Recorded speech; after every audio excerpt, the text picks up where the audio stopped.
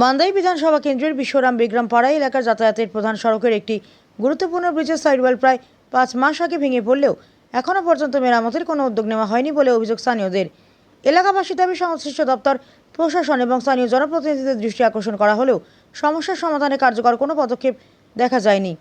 ফলে school, college, হাসপাতাল ও বাজারে যাতায়াতের জন্য এই একমাত্র রাস্তা ব্যবহারকারী মানুষজনকে প্রতিদিন জীবনের ঝুঁকি নিয়ে চলাচল করতে হচ্ছে। স্থানীয়দের আশঙ্কা, বৃষ্টির বর্তমান বেহাল অবস্থার কারণে যে কোনো সময় বড় ধরনের দুর্ঘটনা ঘটতে পারে। বিশেষ করে বর্ষাকালে ঝুঁকি আরও বেড়ে যায় বলে তারা জানান। অভিযোগ উঠেছে, মান্দাইয়ের বিধায়ক স্বপ্নদেব বর্মা এবং এমডিসি জগদীশ দেব বর্মার কাছেও বিষয়টি একাধিকবার জানানো হলেও এখনও পর্যন্ত বৃষ্টির সাইডওয়াল সংস্কারের কোনো ব্যবস্থা গ্রহণ করা হয়নি।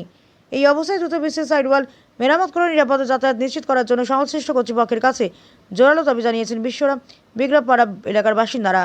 ব্যুরো রিপোর্ট, প্রতিদিন ত্রিপুরা। কতদিন ধরে এই ব্রিজটা ভাঙা ছিল? প্রায় 3-4 মাস। 3-4 মাস। কেউ বা কারা দেখছেন? এটা তো ভাই আমি জানি না, আমার পাড়ার 8টা পাড়া। হ্যাঁ, তবে তো এই রাস্তা দিয়ে আসা যাওয়া করে আপনারা মাঝে মধ্যে। হ্যাঁ, এই বিষয়টা নিয়ে বর্তমানে সরকারকে কি বলবেন আপনারা, যারা যান চালক, অটো চালক, বাইক চালক? এটা তো রাস্তা ঠিক করে দিলে ভালো হয় আর কি। বড় সড়ো দুর্ঘটনা যে কোনো সময় হইতে পারে। করতেই পারে এটা। তারপর ওই সাইডে তো ভাঙা, এই বিষয়টা নিয়ে কি বলবেন? গভর্নমেন্ট দেখার দরকার। আমার যা মনে হয় গভর্নমেন্ট অবশ্যই দরকার। এমনি 3-4 মাস হয়ে গেছে, এখন পর্যন্ত কোনো উদ্যোগ নেই, তাই তো না। আপনার নাম? আমার নাম সুজিত বর্মা। এই জায়গাটার নাম? বেগরাম বাড়ি। বেগরাম এটি কোন ব্লক অন্তর্গত?